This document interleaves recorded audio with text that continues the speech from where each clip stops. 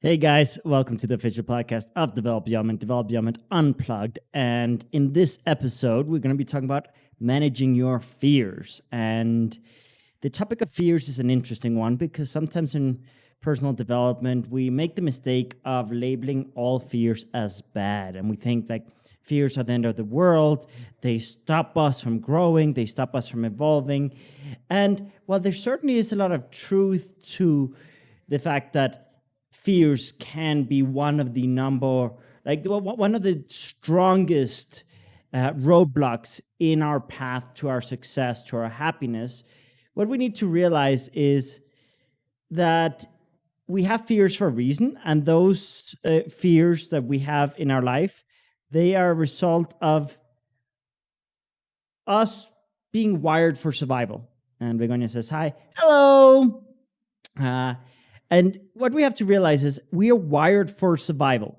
We are wired to survive and to act and to respond to a threat, to a situation that requires swift action. And our brain is wired to look at uncomfortable things as, ooh, this is life or death.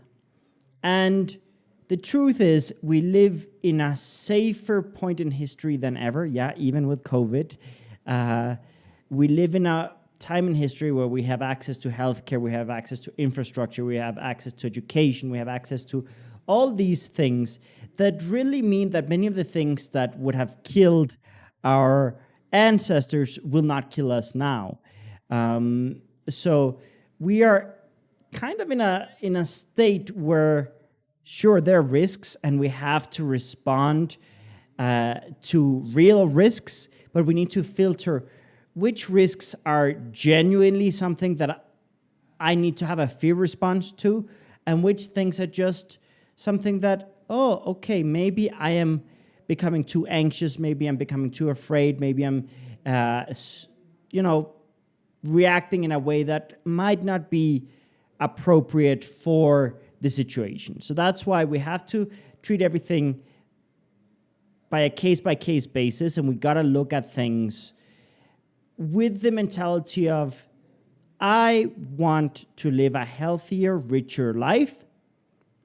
This situation that's affecting me right now, what is relevant about this? How do I need to respond to this? And truthfully, the majority of the things that take us into big panic mode, for some people even panic attacks and strong anxiety crisis, the majority of things that our body responds with that insane level of panic and worry and fear don't warrant that level of fear. But it's a survival mechanism. So when we understand that, we can be grateful for our fear and realize, okay, thank you, fear, for saving my life on occasion, Having a rational level of fear leads us to take certain precautions. It leads us to create a better career. It leads us to prepare ourselves better before a presentation, because we might be a little bit afraid of judgment, a little bit afraid of being asked a question that we might not have a good answer to. So it can lead us to actually leveling up. It can lead us to prepare ourselves better. With COVID, a rational level of fear can lead us to take certain precautions. Yeah, you know what? I don't have to expose myself too much. So, don't go out if you can avoid it. Put on a face mask. Keep a healthy distance. Use antibacterial gel and wash your hands thoroughly. Small things like that, those are healthy fears if we just leave it at, I'm going to take some healthy precautions. But what's not healthy is when we let the fear response paralyze us, sabotage ourselves, use unhealthy coping mechanisms like drugs and alcohol, and escapism, and when we really let these fears control us, okay? So what we want to look at is how can we look at fears as something that we manage. And that's why the topic is called managing fears, not just facing fears, but actually managing it. Because yes, part of managing fears is facing a lot of fears, but not all fears you actually have to face. Some of them you have to actually eliminate. Like there are irrational fears that you just want to get rid of, and you want to educate yourself, and you want to just realize, okay, maybe I'm panicking too much about this. If you have a fear of elevators, maybe it's time to educate yourself about how safe elevators actually are, instead of like just giving it more power, right? And yes, one of the steps in order to kind of educate yourself is generally to face it. But sometimes it's just kind of, I want to eliminate this fear. But there are some fears that you're not going to eliminate. And I'm sorry to tell you, you have to get comfortable with the uncomfortable. Because there are many fears that are irrational. There are many fears that are holding you back right now. There are many fears that are stopping you from achieving what you want in life. And you know this. I don't have to tell you. You have certain fears, whether it be fear of rejection, fear of judgment, imposter syndrome, shyness, whether it be fear of success, whether it be fear of abandonment, whether it be a fear of spiders. Like, you probably have some fears, okay? So in today's podcast, I just kind of want to look at how can we manage these fears so that we're in control of them instead of them in control of us. And there are many things we can do to actually be in control of our fears. And we're going to use a bit of personality theory, not to put anyone in boxes, but to understand that some people are more prone to giving power to certain specific fears that rob them of getting certain stimuli that they need for their personality. So extroverts, obviously, they're going to have more fear of missing out, more fear of abandonment, maybe more fear of being excluded in certain things. And those fears are probably not going to be as strong in introverts. They can certainly show up in introverts, but introverts are, generally speaking, going to be more at peace with their personal space, being alone and things like that. It's a little bit more comfortable for them. So as we identify that there are certain trends within personality theory and personality psychology, we can realize, for this personality, this one thing is very important. So therefore, they're going to force it and hold on to it so much, and they're going to limit themselves in the fear of not being able to sustain it or execute it in the right way. So when we talk about fears, it's important to be self-aware. It's important to be self-aware at a deeper level than just knowing your fears. Like, I think if I ask you, what are your fears? I think many of you can answer. Many of you will probably be like, oh yeah, I'm afraid of heights. I'm afraid of elevators. I'm afraid of rejection. I'm afraid of this and that. Like, many people know their fears. Not all. Some people mask it and hide it and use drugs and alcohol and escapism to kind of ignore it and avoid it. But I think a lot of people are aware of their fears. But I think very few people are fully aware of why that fear is so powerful and why you're giving power to that fear. Because one of the most important things in managing fears is actually giving more power to your goals and your fears. And this I talk about in almost every podcast. But I want you to identify, where did this fear start? Was I rejected? Did I make a fool out of myself? Did I make a big mistake? Have I punished myself too hard about this? Was I beaten up as a kid? Was I bullied as a kid? Was I told not to do this or do more of that, or that I was too much of this or too little of that? What things have triggered certain fears or amplify certain fears? So that gives us an idea of a general context. But I want you to go beyond that. I want you to go beyond just your triggers and your specific events that you've had in life, and those are important. But also look at within your personality, within your way of approaching life, within your character traits. What things are important to you that you might be trying to over control or over avoid or over force, and with that, certain fears and insecurities get amplified. Begonia says, I would get paralyzed at talking in public. Even if it was just 10 or 15 in the group, I would feel like I was going to faint. And one day I just decided it wouldn't affect me more, and I acted like I was not afraid to talk in public. So at a point in my life, I was even able to talk in front of more than 100 people in a group. Exactly. One of the key ways of actually eliminating a fear is exposing yourself to that thing that gives you that fear in a controlled environment, or where you prepare yourself mentally, or you make certain decisions to make something more important than your fear. And it's a conscious choice. And people think it's all subconscious, but this is more of a conscious act than we actually realize. Yes, there's a lot of subconscious fear that is holding us back every day, but there's a lot of conscious fears that we can actually just kind of take control of and really change some things. So take a moment and reflect about those fears in your life, and how did you give them power? Why did you give them power? And why are they amplified? What part of your personal context is giving it more power right now? That is something that I want you to really, really get like conscious awareness of the fact that you are in control. Okay, so Begonia says, in some point, some fears haven't been so easy to face or overcome. Of course. So I guess this new fear is a matter of facing them. Yeah. Yeah, when we have new fears, it means we need to do new things to be ready to face those fears. So in a video game, every time you get to the next level, what happens? Your foes become more powerful.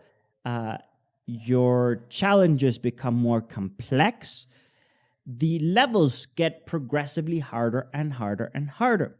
And in life, for a lot of people, I'm not saying for all, I don't want to say it's the case for all people, but for most people, as their life becomes more and more interesting, more and more dynamic, with more and more experiences, every time you choose to step into a new experience, you have to start somewhere. If you want to become a professional dancer, you have to start with your first dance class or your first dance tutorial, and you're going to make a fool out of yourself. If you want to become a gymnast, you're going to have to, face some injuries, and you're going to fall a few times, and you're going to miss your landing, and you're going to make mistakes in the process, and you've got to go through that experience. If you want to ride a bicycle, or you want to be a skater, or you want to, do any type of sport, you're going to fall, you're going to hurt yourself, you're going to make mistakes in the process. So we got to embrace that part of the journey and understand that as we grow, each level or each challenge is going to bring out insecurities, because we're exposing ourselves to making a fool again. We're exposing ourselves to getting hurt again. We're exposing ourselves to letting ourselves and others down again. We're exposing not only ourselves, but our family members and our friends to fears. How many of you are entrepreneurs? As you probably can imagine, when someone chooses to become an entrepreneur, they will face a lot of judgment from the family and their loved ones, because those loved ones are afraid of them failing. So also, how many fears are we generating in others and then receiving them from the other people, and they get amplified because we have a small fear, and then we share our context with someone else, and then that other person or those other people, they have their fears, they add it on top of our fears, and then they amplify. I don't know if you've ever shared an exciting idea with someone and you had very little fear about it, but then you shared with someone, and then that person finds 50 flaws in your plan or 50 points where you can go wrong, and then you all of a sudden are afraid. Or maybe you are not afraid of earthquakes before, and then someone tells you, go on YouTube and watch videos of buildings falling. Of course, you're going to start getting fearful. Because if you share something with people that have more fears related to that, it's very likely that they will share those fears and kind of project back to you their fears. So we got to look at how our fears are a combination of many different things. It's our mental process of reacting to an emergency, but it's also other people putting in their fears into you. And we live in a point in history where we have more access to information, which is both good and bad depending on how we manage it. Because if we are digesting pure fear-based media, which fear sells, then our anxieties will go up. But if we expose ourselves to more positive content and actually take the time to make sure that we have a certain level of balance in the content we digest and certain level of optimism and positivity in what we digest, then we can also start developing a more positive attitude and we can diminish certain irrational fears. Begonia says, professional, I guess my fear started after I left my ballerina career. I just felt like all my work and all of the killing myself and making sacrifices and working my ass off was for nothing. It was really traumatizing to work so hard for 18 years, and at the end of everything, everything could be finished in just a second. So I guess that would have been paralyzing me in my professional area. Definitely. In Develop Yummy, we talk about this thing about diversifying your measures of success and value. If you put all your eggs into one basket, if something goes wrong there, then all of your self-worth, all of your confidence, all of your perceived value from your own perspective just goes down the drain, down the gutter. And Manatee says, only dead ones are not judged, and sometimes not even them. Yeah, even dead people are judged. Begonia says, but I can also understand that this is not the same, and even though when I was a ballerina, I used to think there was no way of imagining my life without ballet. Now I see it, I'm not dead, and there are always more possibilities. Definitely.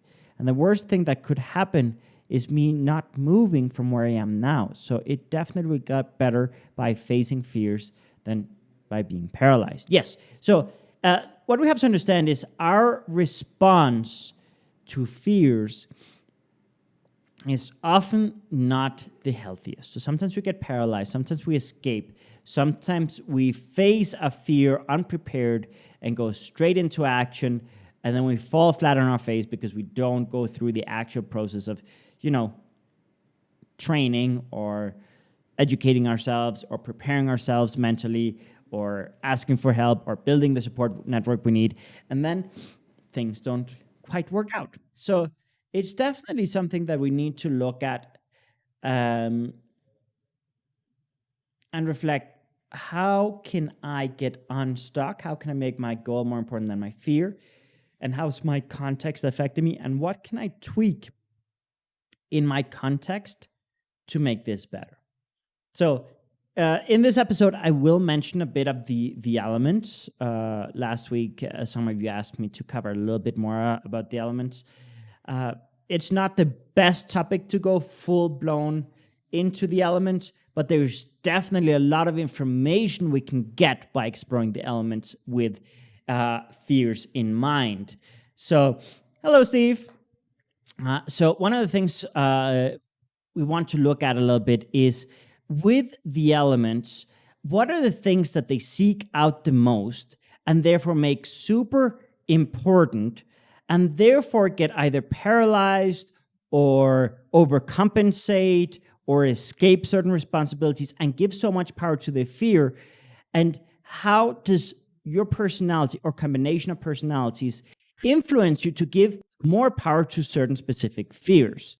So Steve says he ain't afraid of nothing. So that's wonderful, Steve.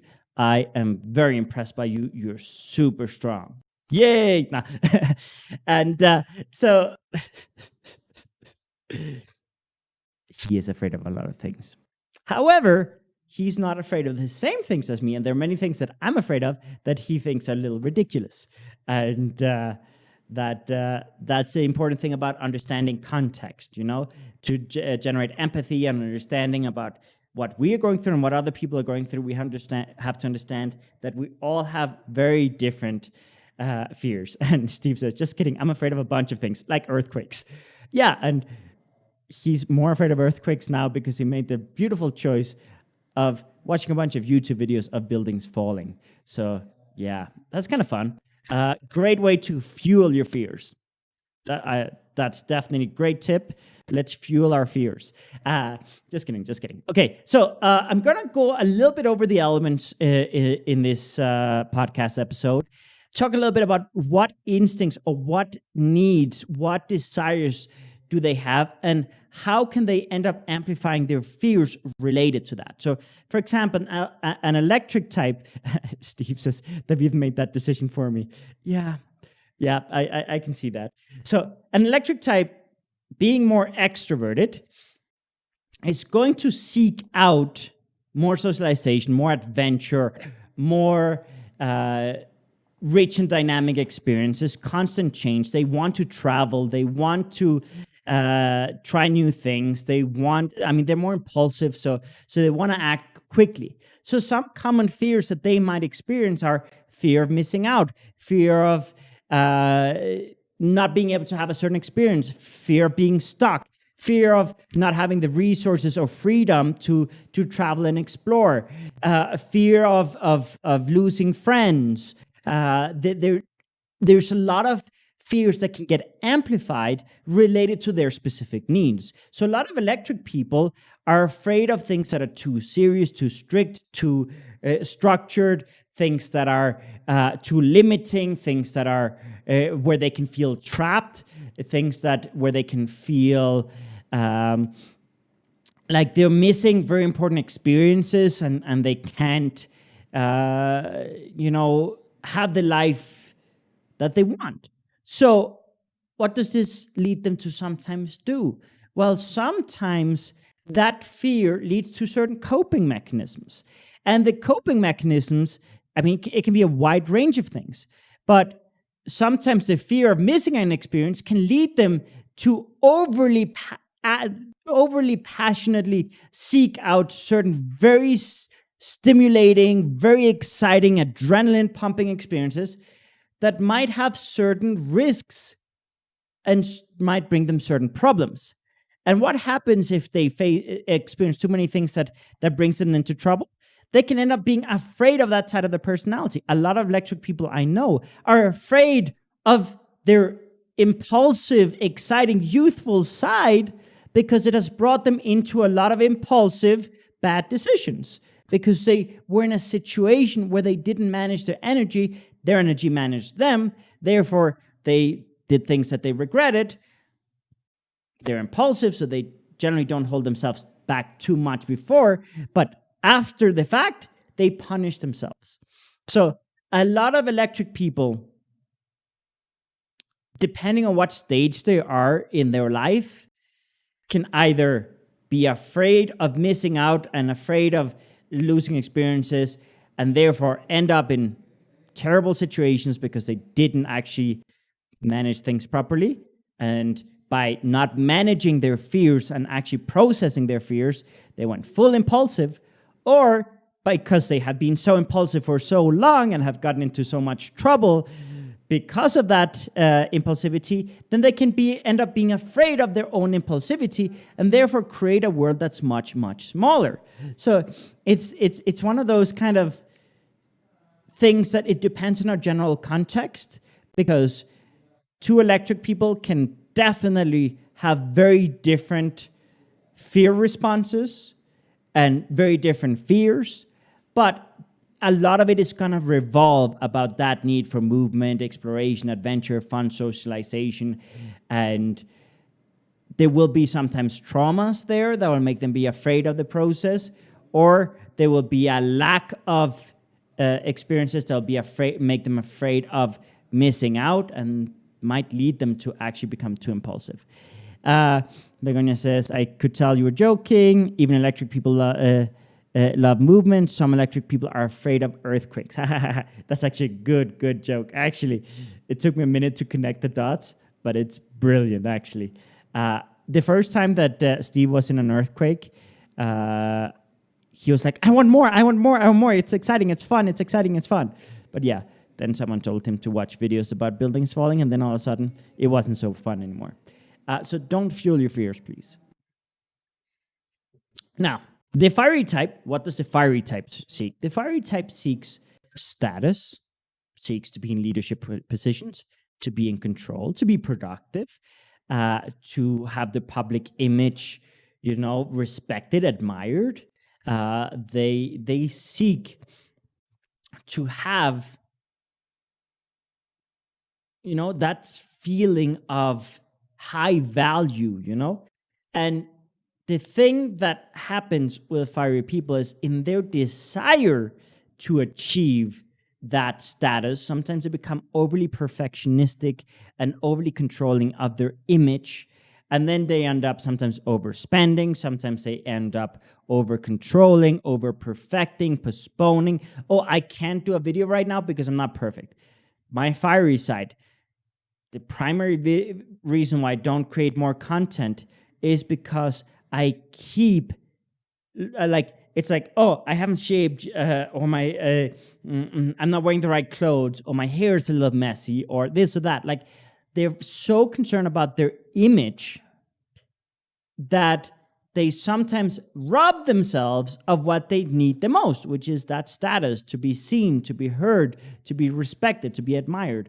And by being so worried about what people are going to think, and by having a fear of judgment, fear of rejection, and imposter syndrome, different things like that, they stop doing the things that really lights their fire fully. And then, yes, they will find other things to feel busy, but it might not be what they need the most.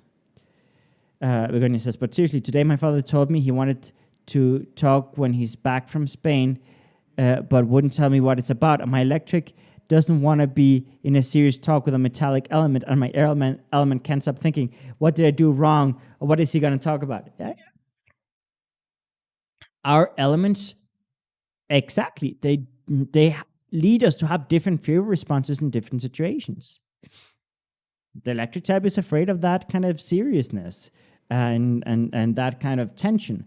And the airy type will be overthinking about all the things they did wrong, or all the things all the relevant factors. And we're going to get into those elements here in a bit for those that might be hearing these terms for the first time. But yeah, it's super, super important to identify where's the source of that fear. Because then it doesn't affect us so much. And we know, I'm being fiery right now. Oh, I'm being electric right now. Or one of the next four elements, right? So with that in mind, let's look at a little bit more at the fiery type. So the fiery type, what can they end up doing? They can overcompensate, because of the fear of looking small. They can overcompensate, and then they end up looking small and insecure.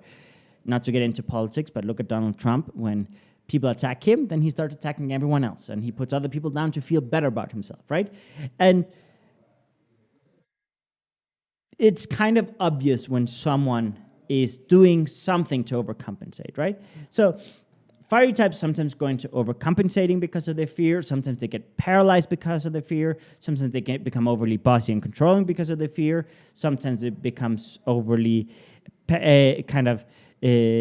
shy because of the fear. People are like, shy? How is a super extroverted person who cares so much about public image shy? They care so much about not being rejected and not making a fool about themselves, and they literally have a fear of making a fool out of themselves, that if they think that they might get rejected, they can end up holding themselves back big time. So even though their instinct is to be super productive and standing out a lot, it's It's definitely a process for them. And Manatee says, I bet it's not about you're doing anything wrong. It must be about him. Oh, for sure. I mean, most of the things we're afraid about are things that we fill in the blanks with our context. That's why context is key, because the more you know about context, the easier it is to actually have a more adequate fear response. So,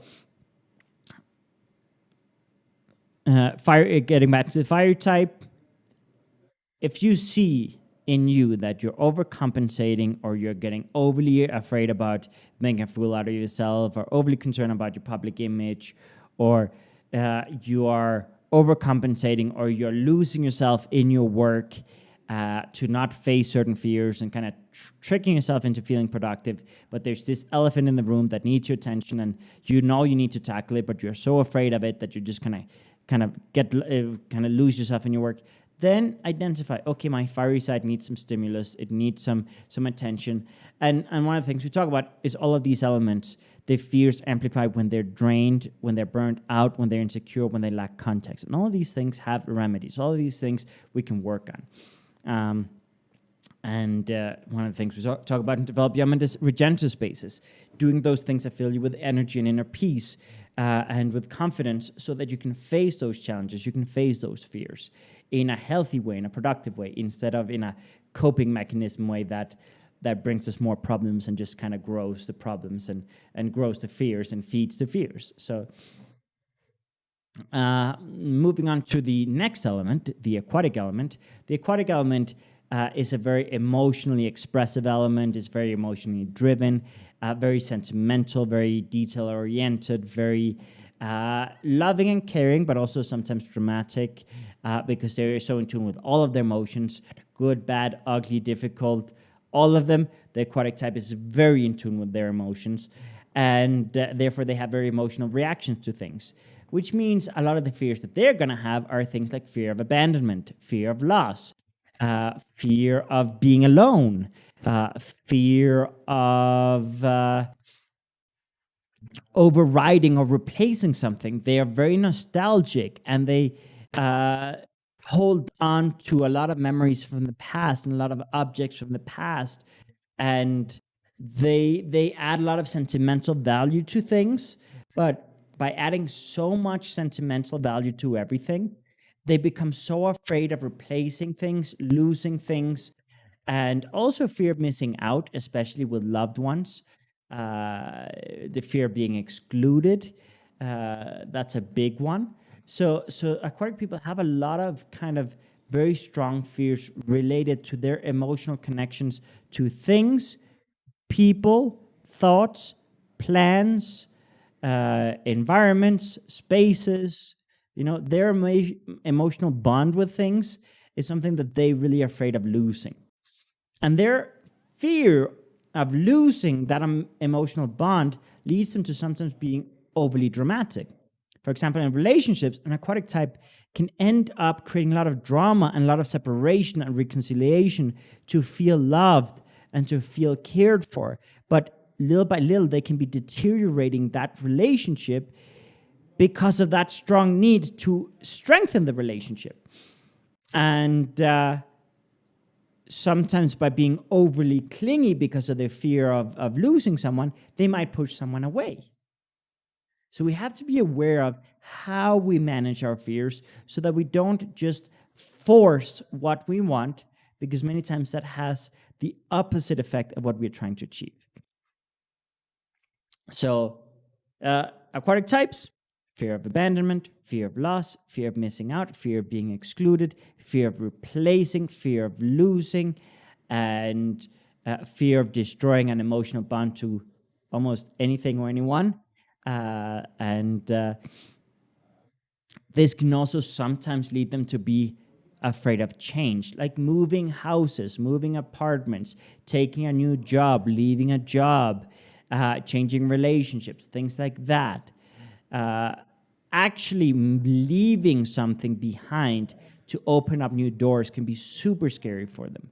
And sometimes emotional attachment is so strong that it applies to even the smallest things, even like a sweater, can be something that they're afraid of losing, right? So aquatic people end up with being very fearful about things to such a degree that they become more jealous and controlling and dramatic in some areas when they're drained, when they're insecure, and when they lack context. So we gotta look at these fears so that we can tackle them all in a healthier way. And I'll tell you a little bit about how to tackle all these fears in a healthier way once we get through all of the elements. So the next element, the earthly type, wants harmony, wants peace, wants diplomacy, wants tranquility, wants comfort for everyone, wants to build nests. And that can sometimes lead them to getting paralyzed by overthinking the consequences of their actions in terms of how their actions or choices will affect everyone else. So they can be like, if I choose this, then this person will be unhappy. Or if I choose this, this person will make a fuss. Or if I choose this, there will be more stress here. And then they can get paralyzed overthinking the consequences because they want to create almost pure win-win situations or pure situations where everyone are happy. And sometimes they have to make decisions that are diplomatic, that are democratic, but where someone is going to be unhappy. But sometimes by being afraid of letting one or two people down, they let everyone down with inaction. So we got to be aware of how our inaction as earthly people can be triggered by that fear of letting people down, that fear of creating a conflict or fueling a conflict, or that fear of not being able to mediate or heal a situation. And so earthly people often end up paralyzing a situation instead of actually coming up with a proper diplomatic solution when they're too drained, when they're too insecure, and when they lack context. And I mean, that happens to me as a leader. I am fiery primarily, but I have that earthly side that often paralyzes me because I overthink what everyone requires and everyone wants. And also earthly people, they're afraid of not being able to help people enough. So sometimes they seek out problems and people with problems just to feel valuable because they put a lot of their value.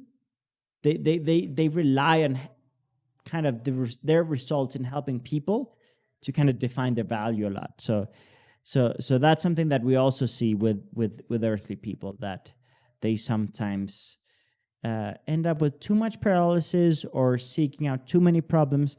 And that's kind of a coping mechanism. Earthly people, if they're afraid of a situation, they might seek out a lot of problems to fix to make them feel more confident. But that's really just a coping mechanism and a distraction from sometimes facing and tackling a problem that requires a conflict, because not all conflicts are unhealthy and unnecessary. Some conflicts can help us to innovate and level up and solve problems and rebuild and restructure and plan something better and more sustainable. And earthly people need a lot of energy to face that. And that's why sometimes they get carried away fixing a lot of smaller problems or creating problems to fix or seeking out problems to fix that are smaller and easier to tackle to feel powerful. But all while avoiding that one thing that they're so afraid of, that one difficult conversation they're afraid of having, that one big conflict that they know they need to have, but they just don't have the mental energy to actually face. So that's the earthly one. The airy type, the airy type is afraid of not having a plan A, a plan B, a plan C, an escape path, is afraid of making the wrong decision, and the consequences of making the wrong decision. A little bit like the earthly type, but in this case, it's any decision, not just in terms of their repercussions in the kind of community or space, but in general, like they don't want to mess up and miss a detail. So sometimes they can get carried away, overanalyzing, overthinking, overstudying, and sometimes they can disappear for days or months at a time, just kind of overthinking stuff. Begoni says, yes, I'm imagining it's an in my earthly. Okay, yes, in my earthly, about 2 months ago, an old friend told me, I heard him long time ago, and even now, ooh, lead to a sleep in my eating disorder mindset, but really strong. Yeah. Fortunately, I could see what was behind it and manage it. Yes. Uh, yeah. Earthly people don't want to ever hurt anyone. They're very selfless. They're very caring, and they punish themselves way too much if they let someone down or if they hurt someone or offend anyone. And yeah, that's something that they're very afraid of. And so yeah, good that you were self aware enough to kind of manage it, because it is a trigger. So remember, all of these are kind of triggers or areas of attention that for each element. So for the airy type, they're afraid of making mistakes, afraid of not having a plan A, B, C, D, E, F, G, etc., etc., etc. They are also afraid of not having escape routes, because sometimes they get overwhelmed because they have very active minds. They overanalyze everything. They perceive everything. They really connect a lot of dots. They're brilliant minds. They're very active minds. They direct their energy inwardly towards analyzing and evaluating things. But sometimes they take it too far and get overwhelmed. And also all the external stimuli can overwhelm them. So sometimes they can develop even certain generalized anxieties, and sometimes they can develop agoraphobia, like the fear of being in public, because they are afraid of, having an anxiety spell in a public place. And these things, all personality types can have anxiety. All personality types can have agoraphobia. Traumas can lead any element to develop generalized anxiety disorder. It's not just airy types, but airy types have very, very active minds. So when they have anxiety spells, it tends to be very mental anxiety. If you actually study anxiety, there are a lot of people that have anxiety that only has physical symptoms, but without mental symptoms. So there's a lot of that's a whole different kind of, it's a whole Pandora's box if you open it. But just kind of to connect a few dots. Airy types, they can develop that kind of agoraphobia just from their personality context of needing to have an escape route, or sometimes preferring to stay at home or stay in because they're afraid of messing up, or afraid of not being prepared for what lays ahead. And they can also become afraid of commitment because they're afraid of letting someone down, and therefore committing is hard because what if I let them down, and things like that. So it's definitely something that we see recurring in a lot of airy types. Now moving on to the metallic type. The metallic type values structure, organization, routine, efficiency, perfection, exactitude, and they're straight to the point. They are not very emotionally driven. I mean, they do have emotions, and they do sometimes give a lot of power to their anger and to their frustration. But one thing that we need to be aware of is they focus more on logic and practical and pragmatic decision making. And their fears often are related to surprises. They're afraid of surprises, afraid of things that kind of reorganize their day, or throw their day out of whack. They can sometimes be afraid of being in a situation where they are not an expert, because they find their confidence in expertise, in mastery. Because extroverts, they think out loud, they share openly, they explore things openly, they're more impulsive. But introverts, they think, they analyze, they explore, they verify, they test, they study, they experiment, they live it, they try it, they prove it, and then they share it, right? So they're kind of more married to their ideas, whereas extroverts can have a million ideas in a minute and maybe do only 1% of them and be perfectly happy, because the process of exploring ideas is fun. But for metallic people, it's more about like, I need to find one plan, one answer. So the way the airy type has plan A, B, C, D, et cetera, all the way to Z, the metallic type is more focused on, I want one plan and maybe one logical backup plan, but I want one answer, one solid answer, one that's verified, one that's proven, one that's measurable, one that's replicable, one that makes sense, right? And their need to come up with that kind of very well educated, well tested answer sometimes leads them to be afraid of being in a situation where they don't know what they talk about. So, for example, when I first started Develop the Element, I started traveling the world. I was going to Japan, to Brazil, to the US, to all different places, kind of touring and giving all kinds of classes. And with my fiery side, with my extrovert side, just kind of exploring it on the go was a normal, natural thing. But my metallic business partner, he needed to spend 6 months digesting, experiencing, studying, testing, verifying, testing more, verifying, studying, and becoming an expert and being really mentally prepared for any question. So a metallic person that's prepared for any question has more confidence and fewer fears. A metallic person who feels like they're an expert in the field has fewer fears. But they also can develop a bit of an imposter syndrome if they aren't fully educated on the topic and they prefer to not share their opinions or not act or not expose themselves to anything where they're not an expert. So they are afraid of not being an expert, not being a master, not being sufficiently prepared for any unforeseen circumstance like a question or a surprise or a roadblock. So they really are afraid of uncertainty.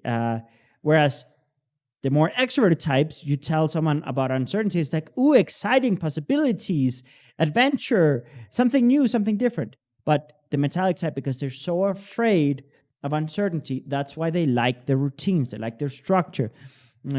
Their brains are wired in such a way that their energy goes inwardly towards analyzing, thinking, and therefore their mind is always being stimulated to such a degree that they want to organize their days and their time so much so that there are no extra variables that they have to contemplate.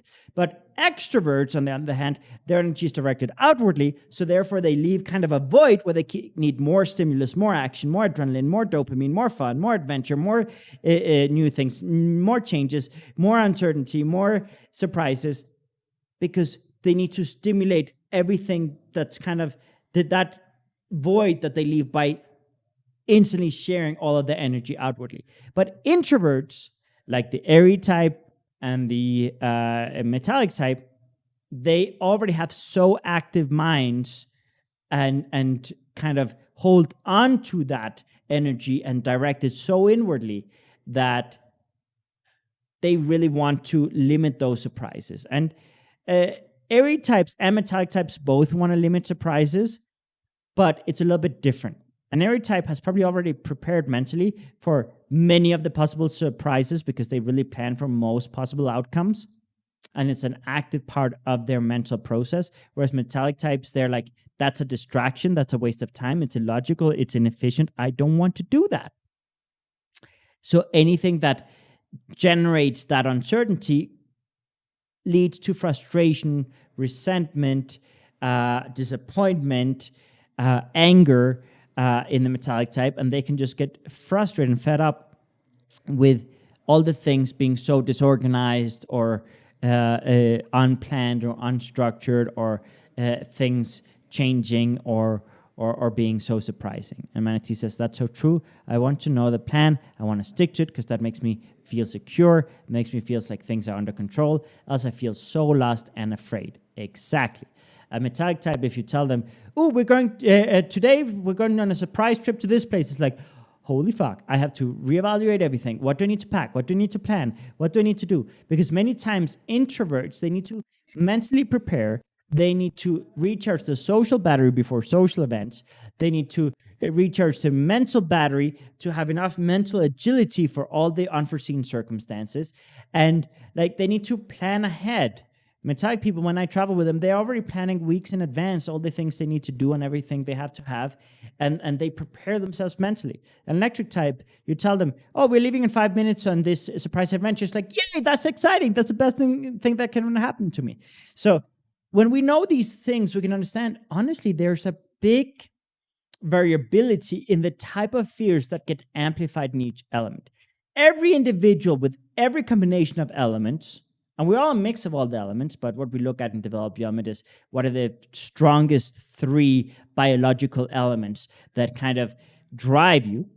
But any person with any combination of elements can have any type of fear, because fear can be influenced by your personality, by your traumas, by your education, by your society, by other people's fears being imposed in you, and your goals telling you that you need to do things a certain way. So sometimes we learn that we have to do things a certain very specific way, and if not, we're gonna mess up. So we become afraid of not doing it that exact way. So we kind of have many different sources of fears.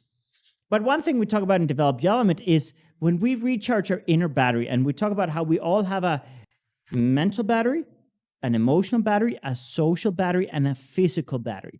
And those 4 batteries, they're interconnected, but they're also independent in the sense that they all need different stimuli to recharge.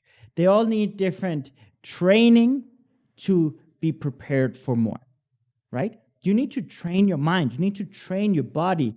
You need to fuel your body. You need to fuel your emotions with positive content, with positive news. You need to build and train your social environment and educate your friends on what you need socially. And you need to educate yourself. So we need to pay attention to our 4 batteries, but we also need to know that we have 3 states that influence our personality. So we have our biological personality. It's the most natural, it's the most comfortable, it's our base, it's our comfort zone, which there's nothing wrong with comfort zone. A lot of people think that comfort zone is the worst thing in the world. No, it serves its purpose and has a lot of value when you realize, when I operate within my comfort zone, I don't have to exert so much energy. My heart is not going to beat so fast. I'm not going to sweat so much. My muscles are not going to be so tense. Physically, I'm going to feel better. Mentally, I'm going to have to work less. I'm going to have to do less effort. Comfort zone is a great place to generate inner peace, more confidence, remind you who you are. It's where you are more in your element. But you just don't want to get stuck there, because the 2 things that lead to most happiness are strong relationships, which you need to face a lot of fears for that and adapt to your environment, and sometimes be generous and flexible, and feeling like you're growing and evolving. And in order to grow and evolve, you cannot stay too long in your comfort zone. So don't stay in your comfort zone. Use it as your base. So the biological energy, the biological elements are those elements that are just natural for you, require little effort, and actually just kind of make you recharge your battery. Then there's the societal element. That's your culture, family, religion, corporate culture, friendships. It's just kind of how your general environment or environments guide you, train you, judge you, inspire you, model the models that they kind of set for you, the examples they set for you. And that's important to identify. How many fears have we acquired from those things that our societal context have fed us for so many years? And our societal energy is powerful. It can be a superpower. It can be something that we can adapt to situations out of generosity, out of kindness, out of respect. And every now and then we have to adapt. But if we lose ourselves trying to be something we're not, we drain ourselves, we lose ourselves, we get more insecure, we feel more incapable, and we get lost. How many of you have lived years of your life or built relationships or friendships with the expectation of you being something you're not, and you trying to kind of maintain a lie, all because of the fear of rejection or judgment, or because culture, society told you that to be a good mom or to be a good dad or to be a good leader or to be a good proper man or a strong lady or whatever. Like, how many ideas has your society not kind of put into you that at times has made you lose track of who you are, or has amplified your fears, or that sensation of you being a fraud or not being capable? So that's another thing we've got to be aware of. And then finally, the third state we talk about in Develop Your Element is that passion project state. When we have a passion project, we have double energy, double power, and we can really face a lot of fears with much more ease, because we naturally make the goal more important than our fears when we are super passionate about something, when we are super excited about something. So even though Introverts often are afraid of spaces with too much stimuli, too much socialization, too many people. When it's a conference or an expo related to their field of interest or passion, then they can attend those events with more ease. How many introverts are not at Comic-Con every year? Just to get an idea.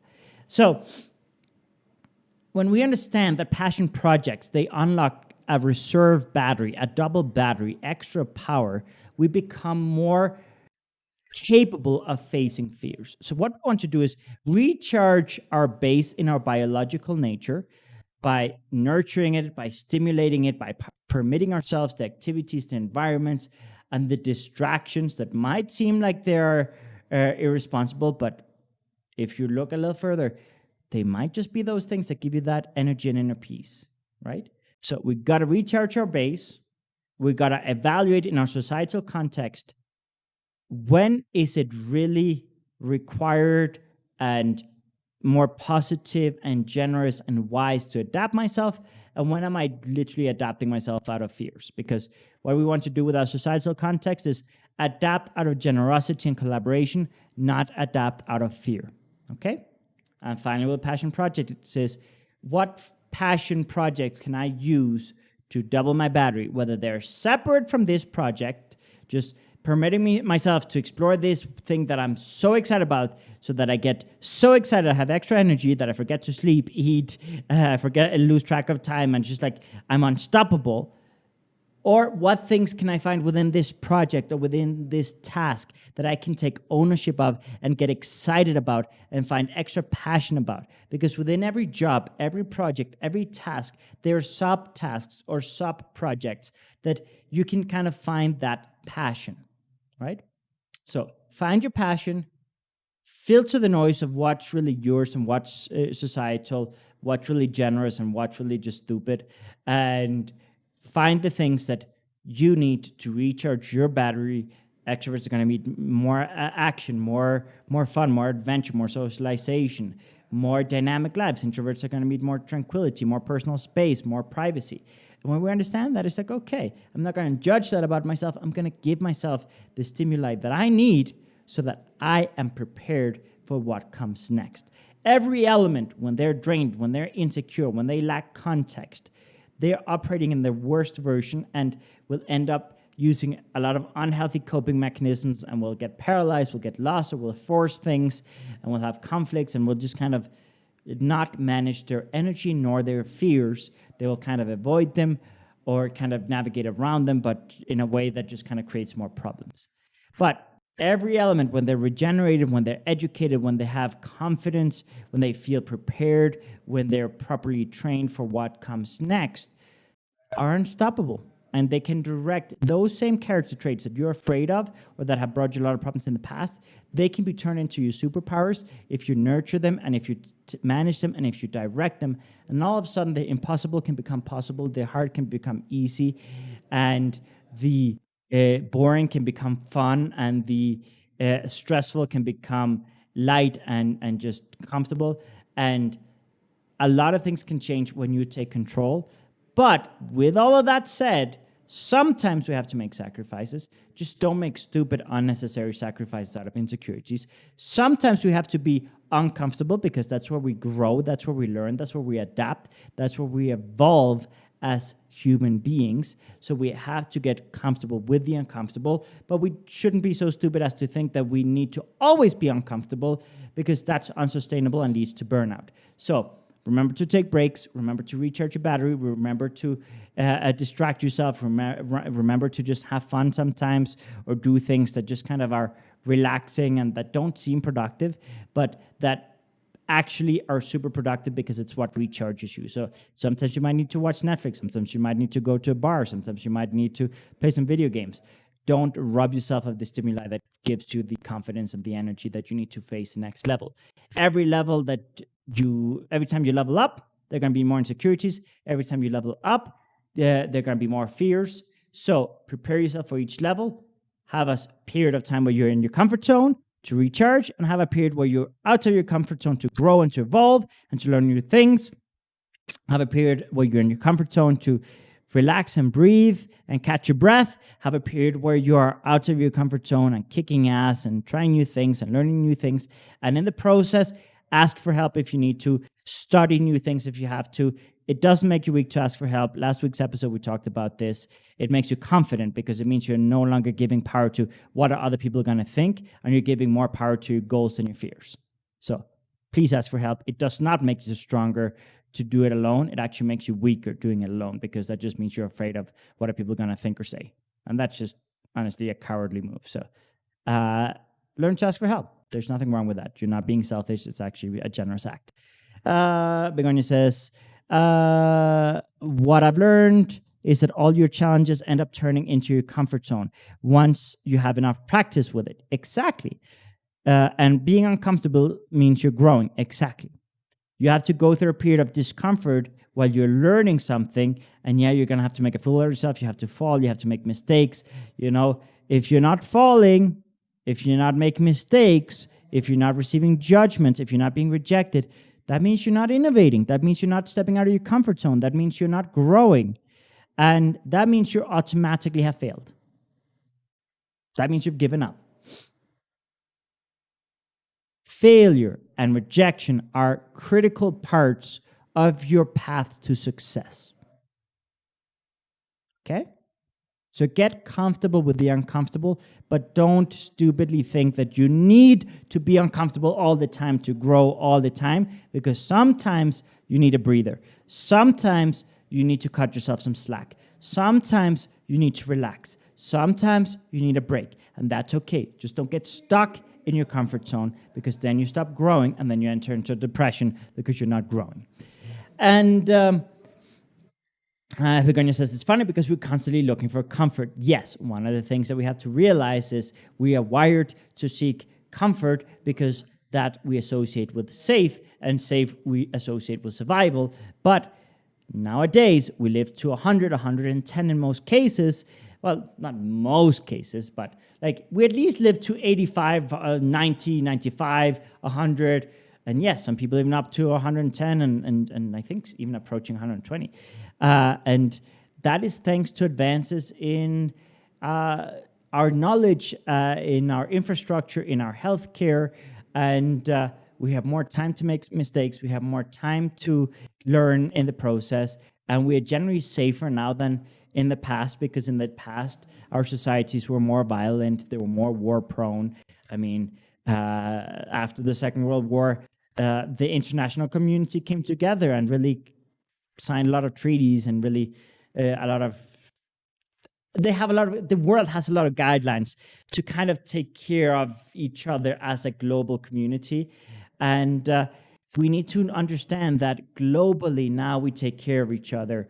Yes, there are going to be some conflicts in different parts of the world because humans are humans and insecure, and yeah, there's always going to be something. But in general, we are in a point in history where we have more access to education and healthcare than any generation before us, and we are more ready for any risk than any generation before us. And that is powerful, because that access to information, infrastructure, and healthcare means that a lot of the fears that we have nowadays are no longer life or death. Sometimes they are, but many times it's not. But we still have the response mechanisms, the triggers that subconsciously kind of are our caveman brains acting and being like, oh my goodness, I'm going to die now. And that's not very likely the case. I'm not saying it's not the case. There are obviously life or death situations, and that's why fear has its value, because it ensures that we don't jump out of a plane without a parachute. It ensures that we don't cross the street without looking sometimes. I say sometimes because sometimes we do make that mistake. But like it just ensures that we take certain wise precautions. So a bit of fear is valuable because it helps us take wise precautions. It helps us prepare mentally. It helps us educate ourselves. It helps us prepare ourselves for various different possible outcomes. And fear can be very valuable and very powerful. Just don't give power to irrational fears. Don't give more power to fears than your goals. And don't get lost hiding or running away from your fears, and therefore letting your problems grow and grow and grow to the degree that your fears actually need to be much bigger, because by not facing uncomfortable situations, sometimes we create more uncomfortable situations. Sometimes by not having that difficult conversation, the dynamic becomes way worse. Sometimes by not asking for help in the right moment, the problem gets bigger. Sometimes by not treating that illness early on, that illness becomes a much bigger stage, you know? So sometimes we gotta open ourselves up to like, okay, the sooner we act, the sooner we open ourselves to having that difficult conversation, to having that difficult moment, the sooner we take control of the situation. If you have cancer and you have a lot of things that are telling you that you possibly have cancer, and you're like, no, I don't have cancer. I don't want to face that. I don't want to be uncomfortable. I don't want to go to the doctor. I don't want to explore that. And then you let it grow and grow and evolve. And then all of a sudden you have stage 4 cancer, and you end up at the doctor, not by choice, but by consequence of not dealing with it earlier. All of a sudden, that battle you have to face becomes way bigger, right? So sometimes you gotta face it early enough to have more control, okay? So the fear can tell you this requires your attention, but it's up to you to recharge your battery, to educate yourself, to ask for help, to take the necessary steps, to take the necessary precautions to face that fear in a stronger, more capable way. But it's rarely wise to postpone. Sometimes postponing it a little bit to recharge, to ask for help, to educate yourself, great, that's fine. Sometimes you need to prepare yourself for what's to come. But if you're avoiding it with drugs, with alcohol, with excuses, with fake news, with conspiracy theories about it's not real, it's not true, it's all lies, my freedom this, my freedom that, it's like, you're not doing yourself a favor. I mean, right now, how many COVID deaths are not happening because people are honestly too afraid to look at the truth, and therefore are looking at for conspiracy theories to tell them that it's all fake and that it's all about taking away their freedoms and blah, blah, blah. And then they want to act strong. But like, not wearing a mask, no offense, doesn't make you strong. It just makes you careless. I'm sorry if you're an anti-masker, but like, you just have to understand that there's sometimes certain things that we have to embrace, sometimes being vulnerable and being human and being like, you know what? Okay, I'm not perfect. And sometimes asking for help or taking certain precautions is wise. So fear is not by nature stupid, but sometimes our reaction to fear is stupid. And Nancy says, Eleanor Roosevelt said to face a fear every day, every single day. That's hard. Yes. Yeah, it's hard. And the more you face fears, the more you grow as a person. But cut yourself some slack, let yourself, take some breaks sometimes, because sometimes you need a break, and that's okay. Sometimes you need to recharge your battery. That's okay. But if you're acting tough, instead of being vulnerable and instead of actually looking at things objectively, you're not actually tough. You're just scared shitless. Like, I know so many people that act like they're super confident and like no one can stop me, and I'm so powerful and I'm so this and I'm so that. And like, they're just giving so much power to the fear that they're just avoiding life with drugs, with alcohol, or with irresponsible acts and getting into trouble all the time. And I'm just like, dude, just admit you need help, or just admit that you're scared, and just like face it, or own that fear, and then manage it. By not owning the fear, you can't manage it. And then the fear controls you. And by the fear controlling you, sometimes you have unhealthy coping mechanisms. Okay? So identify all the unhealthy coping mechanisms, whether it be denial, whether it be escapism, whether it be vices, whether it be anger issues, whether it be overly controlling, whether it be abuse or bullying. Like, what are you doing right now that might be a way to kind of process these fears in a not so healthy way. We're going to say you can calm down and have a break, but be aware. Yeah, you should never stop being aware, because the moment you stop being aware, the problems grow and grow and grow. It's like the elephant in the room that never gets dealt with. Right now with COVID, yeah, entering in panic is not healthy, but also telling yourself that there's no problem at all is not healthy either, because then you're going to take unnecessary risks. So be vigilant, be aware, be consciously aware of your surroundings, your environment, your risks. Okay, be aware. Don't panic, but take the precautions that actually make sense and identify what prerequisites you need to, resolve in order to be able to take those measures. And you don't have to be in denial to process things.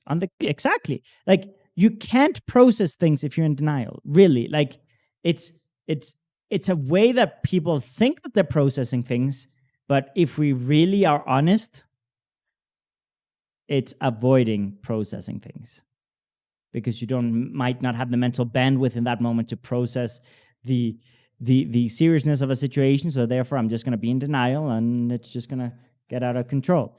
So just be aware that fear is a wonderful thing if we manage it, if we're in control of it, if we use it to become more consciously aware, to level up, to prepare ourselves more, to train harder, to ask for help, to strengthen our support network. If we use it productively, fear is amazing. I'm super happy for my fears that have led me to level up. And Begonia says, even some people think that denial is overcoming things. Yeah, they think they're strong by denying things. But it's actually the opposite. They're just being weak and scared. So it's something that we just gotta embrace the discomfort, embrace the risks, and manage them.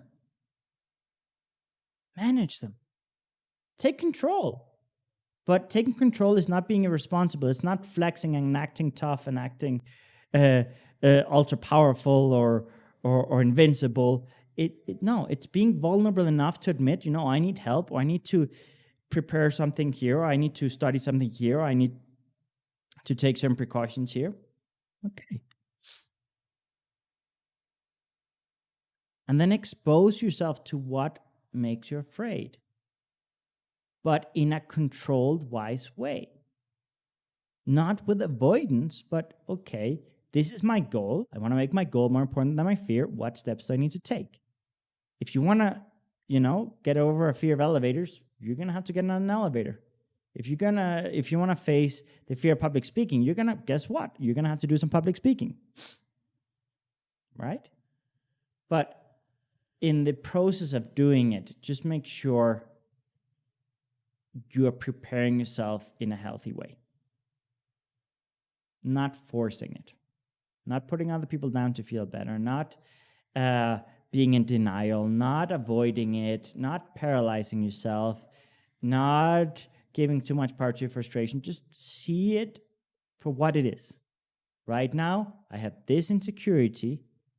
Why do I have it? What's the origin? Okay, this is an insecurity that's not even mine. It's my parents. Okay. Does it really faze me too much? No, it doesn't. Okay, eliminate it. Oh, this fear is because this element is strained and it's not mentally ready or socially ready or emotionally ready or physically ready. Okay, I'm going to give myself what I need physically, mentally, emotionally, and socially to be ready for what I need to do. Perfect.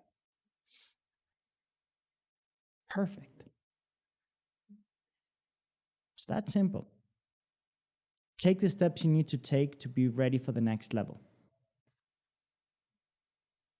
Don't just force it or avoid it. Begonia says, and ballet trainers trainers would tell us the only way of learning to turn is turning, or to jump, you have to jump. Yeah. Learning it requires you trying things for the first time, or trying things and permitting yourself to fall and stand back up and to make mistakes and learn from them. That's okay. That's okay. Just take control of your life and manage your fears. Okay? Don't avoid your fears. Don't think you're weak for having fears. You're just human. We all have fears. And anyone who says they don't have fears is lying. Fears are an integral part of our development and our survival as a species. And that's okay.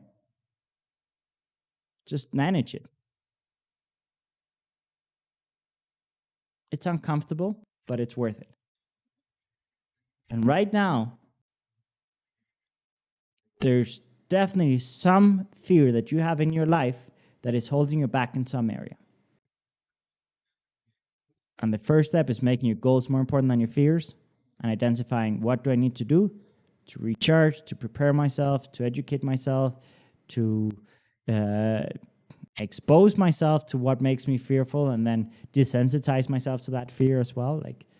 There are many things we can do that are within our control. The majority is within our control. Yes, there are external factors that make us more fearful, and develop the element we talk about external barriers and internal barriers, and often we look at that. Sometimes we blame the government, sometimes we blame our parents, our family, our society, the economy. We blame all these external things. And yeah, of course, external things influence us, but it's our choice to choose what to do with that situation internally.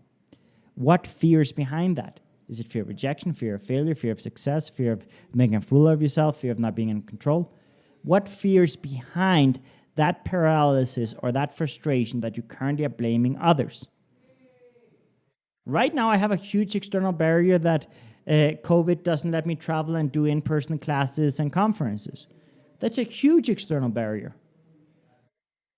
But the paralysis and the challenges and the fears that are really like the problems and the challenges related to that are all internal. It's my fear of not being good enough at doing online stuff. It's my fear of not being agile enough to adapt to these unforeseen circumstances. It's my fear of failure, or my fear of rejection, or my fear of judgment, or my fear of exposing myself too much on camera, etc., etc., etc., etc.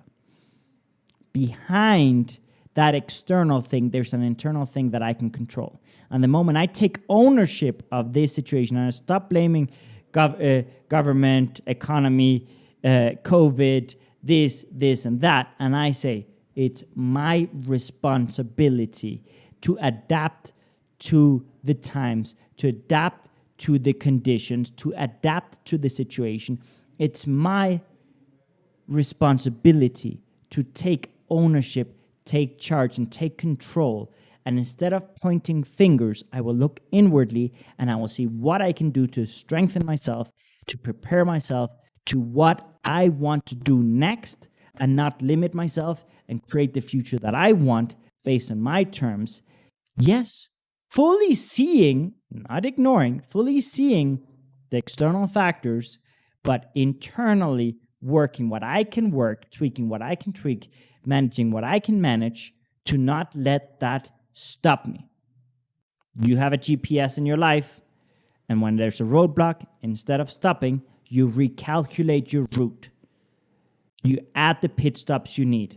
You stop at the places you need to stop for fuel or for rest. But you recalculate and you find another route to where you want to get with fewer obstacles. That's within your control. You might not be able to move the obstacle, but you can recalculate your route. To right now recalculate your route and take charge. It's that simple, but at the same time, it's also hard because it's uncomfortable. So embrace the uncomfortable. it will pay off. It will pay off. Sometimes the times with most adversity and most insecurities and most fears, when things seem the most dire, is when you level up, when you innovate, when you grow. This COVID, I've said it a million times. I'm even like a broken record by now for those that have followed me for a while. It has challenged me like crazy. It has been a low blow after a very difficult time personally in my personal and family life. It hit me when I was least prepared for it. Had it hit 1 year or 2 years earlier, I would have breezed right through it. It hit me while I was down. But at the same time, during this COVID, I have faced more fears. I have gotten more comfortable with the uncomfortable, and it's uncomfortable. But I'm doing more things now in areas that I didn't permit myself to do things before. And every day, I take one more step where I'm proud and I go, wow, I am so proud of myself for hanging in there, for being perseverant, for not giving up, for trying new things. And yes, many of these things that are new, that are uncomfortable, take time. There are things that I wish and I plan to do in a couple of weeks that has taken me 8 months. There are courses that I'm still filming and editing that I thought it was just going to be a 3-week project that has been a several-month project because there are insecurities, there are fears, there's learning new things, there's adapting to new things, there's surprise along the way, there's technical issues along the way, and it's part of the path to success. But adversity can honestly pressure you into, like, how are diamonds formed? Under a lot of pressure. Right? You don't get a diamond without a ton of pressure.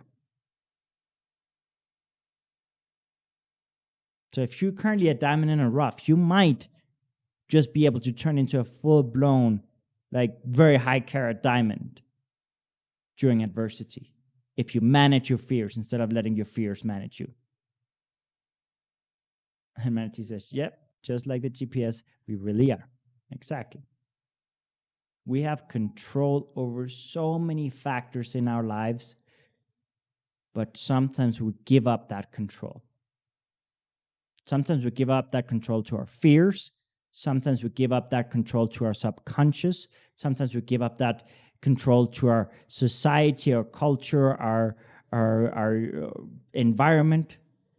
But the moment we actually process all of this and take ownership of all of this and say, you know what, I'm going to take control. I'm going to take ownership. I'm going to take pride in the journey, and I'm going to embrace vulnerability. I'm going to embrace failure. I'm going to embrace making a fool out of myself. That is power.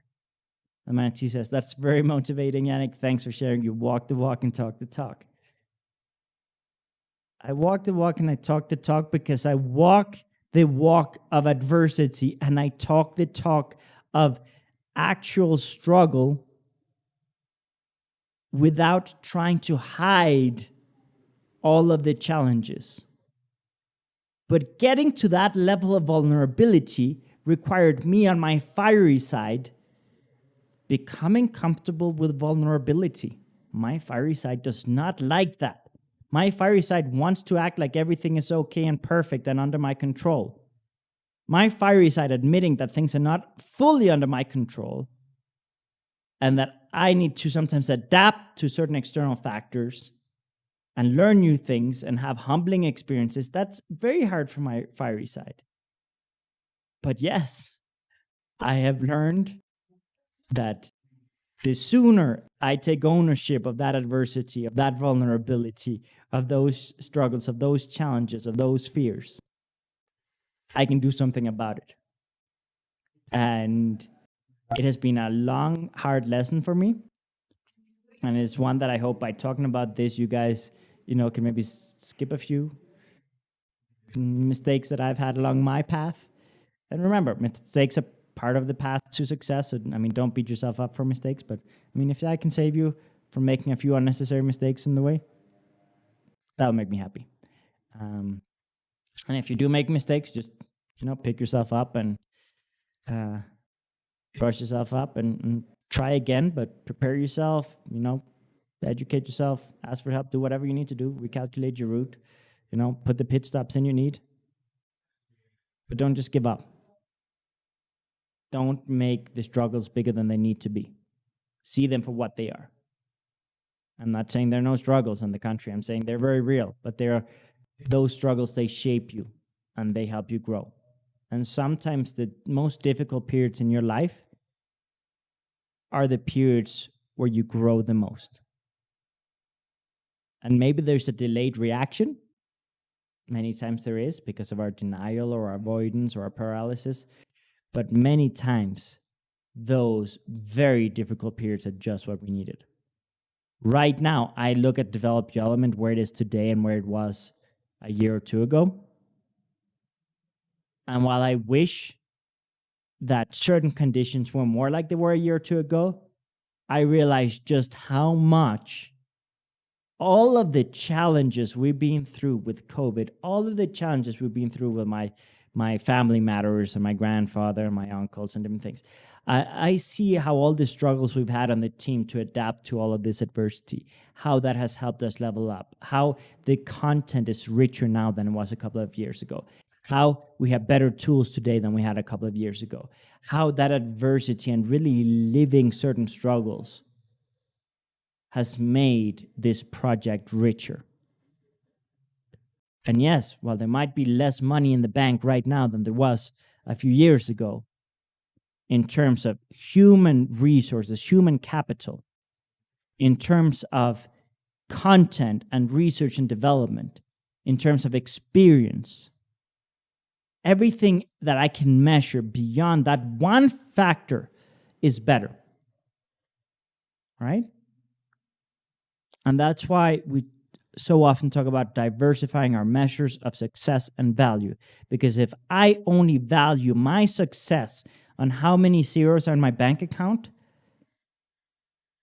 then all of the other growth with the team building, with the research and development, with the products and the services, with all the other growth, all of the other capital, all of the other value, I can end up dismissing it or devaluing it if I only focus on that one thing.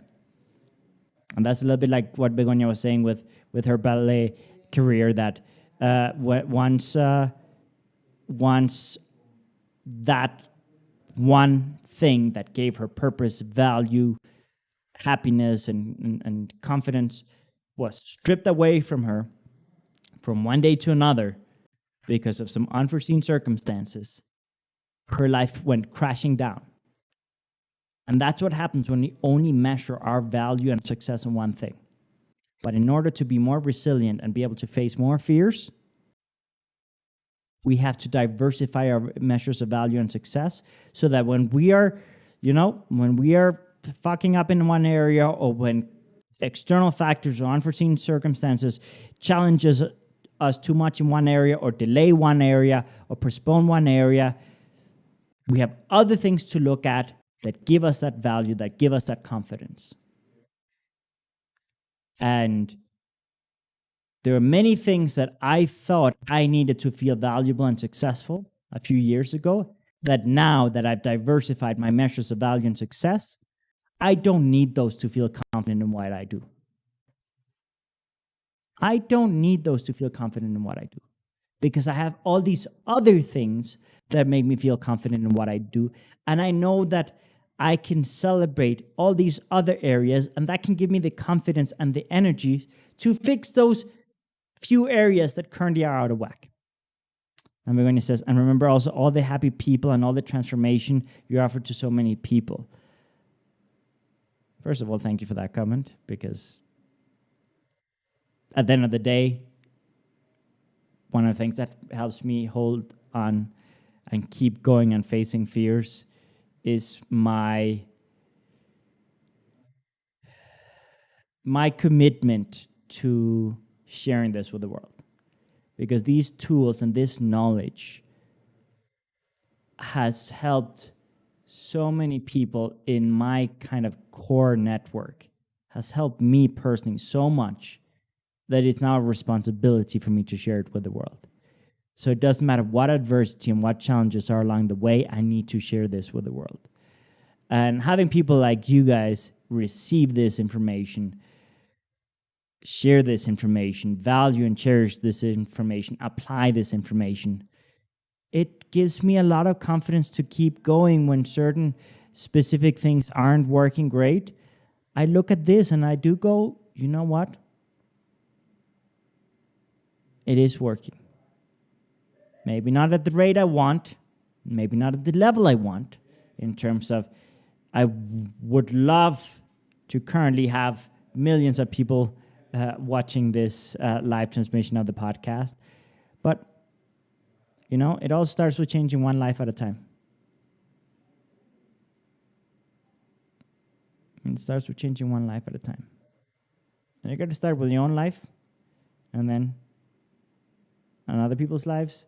That does not make you selfish, because honestly, when you give yourself the self-respect, the care and attention you need, you increase your resources, and when you have more resources, you have more to share and more to give. Bill Gates had to be very selfish for many years and become the richest man on earth to really be able to share with the world and change lives in so many different areas, and now doing so much philanthropic work and doing the giving pledge, where he's going to give the vast majority of his fortune away before he dies. Begonia says, can I challenge you? Hell yeah. Hell yeah. Hell yeah. Definitely challenge me. I live for challenges. I live for challenges. If I don't feel challenged, I feel like I'm not doing enough. So I actually like facing fears a lot. My fiery side loves it. Begonia says, make a list of how many lives you've improved, and if you accept, I'll give you a questionnaire for Messenger, I guess. Sure. That's a long list. Do I need to know the names? Do I just need to know approximate numbers? Because I've done some pretty big events, and I've done some pretty big tours. So, yeah, it's a lot. Yeah. Yeah, it's definitely in the thousands. Definitely in the thousands. I don't know how many thousands, but definitely in the thousands. Yeah. No, that's, I don't know how many thousands it is.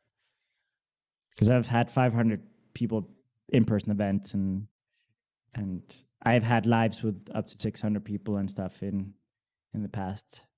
Again, it's not the biggest events, but it definitely adds up.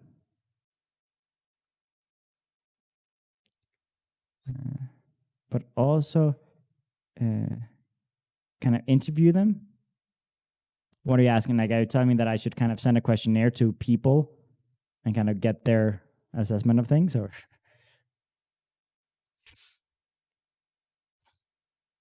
But yeah, definitely. When we live mission-driven lives, when we have kind of a greater purpose, when we have something that drives us and gets us out of bed every day, it helps us also face a lot of fears. So I mean, the tips that Begonia is giving and the challenges that Begonia is giving me right now, it is powerful, because when we make something bigger than us, it's harder for us to kind of stop growing, because we need that. We need that kind of. The more, how do I put it, to connect some points? But yeah, give it to me and I'll definitely check it out. I'll definitely check it out. I like what you're getting at. What I want to say with this, kind of, when you have a purpose, when you have a mission, when you make something bigger than you, when you have a commitment with more people, it's harder to let other people down than yourself, I think, for a lot of people, because when it's just you doing you, many times it's like, I'll do it tomorrow. But like, for example, these lives, the fact that I know that there are people waiting on me every week is like, I can be having a bad day, but I got to get in front of this camera. So sometimes making it bigger than you is another good way to face fears. That's not necessary for every situation and every context, but it certainly helps. But yes, definitely hit me up with that questionnaire or whatever it is you have, because it sounds intriguing. But yeah, sometimes we need to do these very kind of active processes of reevaluating certain conclusions we've reached. And Begonia says, that's why I don't miss one of these podcasts. No, I appreciate it. I really appreciate your participation in all these podcasts. It regenerates me a lot, and it makes it more enjoyable. The more participation there is, the better. And it's like, I'll be a pain in the ass. Definitely go ahead, and you're not a pain in the ass, by the way, but like, definitely do whatever you feel you need to do to kind of challenge, to push, to take this project to the next level. Like, any of you that have ideas, any of you that have suggestions, any of you that have ideas to kind of regenerate and stimulate my different elements as well, I receive from all of you. I am not above any of that. I'm on the contrary. I think this project is as rich as it is because so many people have kind of added their personal touch to it. So many people have contributed something and come up with new ideas and new suggestions, and as much as we can, we listen to them and we apply them, and we evolve, and together as a community we evolve. So thank you for being part of this community. Thank you for helping me evolve every day. Thank you for challenging me to do more. Thank you for challenging me to really kind of take this to the next level, and to celebrate all the small wins, and see all the beauty that there is in this. And yeah, thank you a lot, because it means the world to me. And you guys know I say this all the time, but you guys are part of my support network too. So I obviously work in this field, and I work with these tools because I want to share, but part of sharing is also receiving, and part of sharing is also listening, and part of sharing is also collaborating, and the more we have each other's backs, the more lives we can change with these tools. So, and Begonia says, thank you for receiving us. No, with absolute pleasure, pleasure. And my fire loves to be challenged. And most times I'm up for the challenge. Obviously, there are times where it's a little harder than others, but ultimately, at the end of the day, I think we all should seek to challenge ourselves and to find people in our lives that challenge us. We need a mix for facing fears. We need a mix of cheerleaders that make us feel great about ourselves, people that challenge us to level up and don't get static. We need people that tell us the hard truth when we need to hear a hard truth, because sometimes we need a wake-up call. So we need those people too. Sometimes we need people that you just feel like you can be yourself around them, and you don't need to know performance anxiety, because you just know you can just be yourself and there's no expectations. You need those people too. You need a mix of different people in your support network, and we have other episodes in the podcast for this. But I just kind of want to point out this process that's happening right now in the live chat, of all the value that there is in all these different comments. Because they're comments of like, celebrate your win, celebrate this, look at all the lives you changed, look at all this, look at all that. But there's also the ones like, I'm challenging you to the next level, to see this, to do this. I'm challenging you here, and I want you to do more here. I want you to, like, there are the challenges too. And then there's the comments that's just like receiving everything and just kind of without expectations and with pure gratitude. And it's just, there's a mix of everything here, right? And that's beautiful. And if you can build a support network that has that diversity, that is power. So do invest time in building your support network, because all of a sudden the fears become easier to manage because you're going to have help. And remember, it makes you strong to ask for help. It does not make you weak. And It says, today I was sharing with my dad about developed Yeoman, and I told him, if Yannick is like this at so challenging moment, how is he at his best moments? I'm really curious to see you all over the world with developed Yeoman. Yeah, it's funny. Des, my girlfriend, as many of you know her because she's usually on the podcast with me, she tells me, if this is your worst, I can imagine your best, because she met me at my absolute worst. My grandfather was dying. I was distraught. I was having a lot of challenges with certain family members.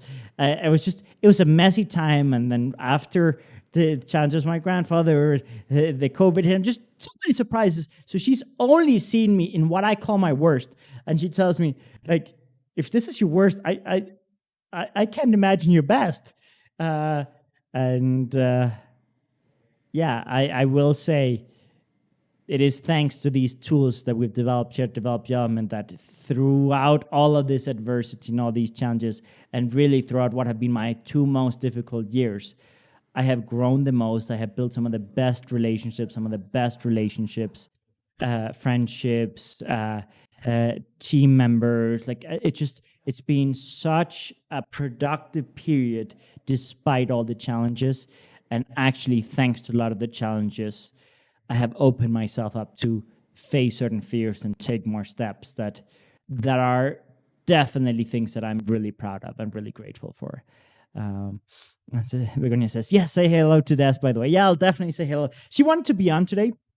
She was getting ready. She was getting makeup on, but she's been working really, really hard all week, and she was not feeling the best, but she really wanted to be here. And I told her, don't press yourself. It's okay. Take a day off. Cut yourself some slack. You deserve it. Watch some Netflix right now. You've been kicking ass, and you've been helping me a lot. So take a breather. There's nothing wrong with that. And I kind of challenged her to regenerate a little bit, because she needed it, and she deserves it. So. But she's quite well. I think she's watching the new episodes of Riverdale that just came out on Netflix, and she's enjoying that. So,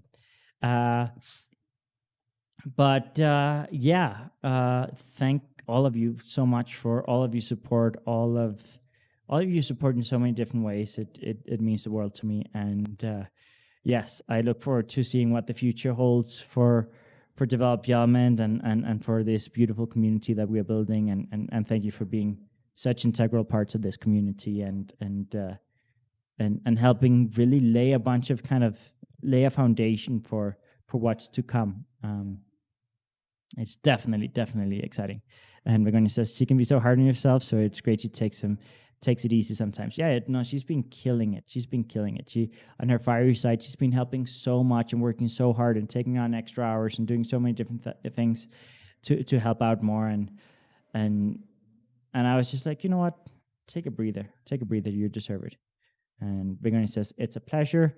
That it means the world to me. Seriously, it means the world to me, and I can spend here 3 hours expressing my gratitude. But I think it's very obvious. And if it's not, definitely know that I feel a ton of gratitude for you. So with that in mind, I say good night. Have a wonderful evening. Start facing some fears. And I leave you guys with a little exercise of, tomorrow try to face 10 fears if you can. And notice how that little by little each fear will become easier to face, and how your energy will change. So Nancy says, thank you, have a great night. And Begonia says, thank you, bye. So thank you guys, love you guys, you're the best, and I will see you in the next lives I do, the next classes I do, or whatever comes next. So yeah, have a good one.